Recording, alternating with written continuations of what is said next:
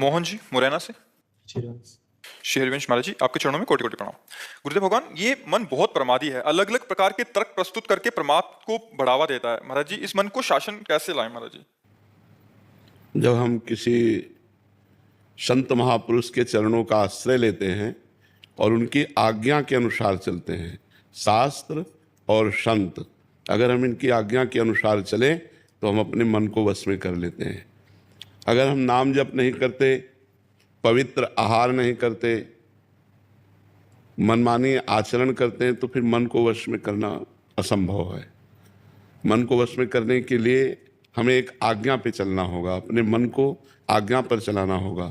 धर्म के अनुसार आचरण होना चाहिए, पवित्र भोजन होना चाहिए और पवित्र सुमिरन होना चाहिए और किसी महापुरुष की आज्ञा में होना चाहिए, तो फिर मन धीरे धीरे वश में होने लगता है।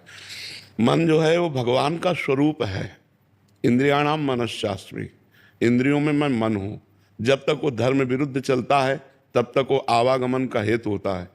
संसार का चिंतन करने वाला मन बांधने वाला होता है, फंसाने वाला होता है, और भगवान का चिंतन करने वाला मन, धर्मयुक्त चलने वाला मन मुक्त करने वाला होता है। वही मन बंधन का कारण है और वही मन मोक्ष का कारण है। जो मन विषयों में लगा है वो बंधन का कारण है, जो मन भगवान में लगा है वो मोक्ष का कारण है। तो भगवान में लगना कठिन है, संसार में लगना सहज है। जैसे पानी को कहीं भी छोड़ो वो नीचे ही जाएगा, ऐसे मन को छोड़ो वो गंदे विषयों की तरफ ही जाएगा। उसे रोकना पड़ेगा हमें नाम जप के द्वारा, मंत्र के द्वारा। और जब हम उसको रोकते हैं तो वो ऐसा सहज नहीं है, वो हमको जलाता है। मन कहता है आज हम ये खाएंगे, अब उसे ना दो, नहीं देंगे, अब वो जलाना शुरू करेगा। जो उस जलन को सह गया वो मन को वश में कर सकता है। प्रायः लोग जलन को नहीं सह पाते, जैसा मन कहता है वैसा आचरण कर बैठते हैं, फिर बाद में रोना पड़ता है, बाद में पछताना पड़ता है।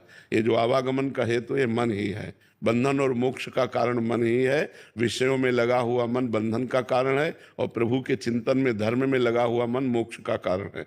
तो इसे किसी संत महात्मा के आज्ञा के अनुसार, शास्त्र की आज्ञा के अनुसार चलाएं तो हम इसको वश में कर सकते हैं। और निरंतर नाम जपने का अभ्यास करें, पवित्र भोजन, पवित्र आचरण, तो मन, वैसे कहावत में भी है, जैसा खाओ अन्न वैसा बने मन।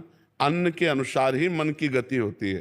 तो बाजार का अपवित्र भोजन, मांस मदिरादि का सेवन, तो फिर मन वश में करना बड़ा कठिन है। अपवित्र भोजन से बचें, अपवित्र विचार, अपवित्र आचरण ये मन को वश में नहीं होने देते। तो हम सात्विक भोजन करें, भगवान को अर्पित करके सात्विक आचरण करें।